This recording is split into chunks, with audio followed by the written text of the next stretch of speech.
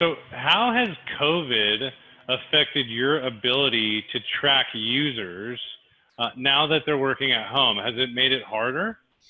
It's definitely made it more interesting. No one really saw this mass exodus from the workplace coming in this regard. I think we all knew something might be coming, but we're fortunate. A lot of companies that do have an intent offering rely a lot on the IP address to see. We saw an IP address land on this web page. We have an IP to domain product that can say this IP address resolves back to Joe's Pizzeria, for example. We do use IP to domain methodology. We acquired a company that did that does that about 2 years ago now.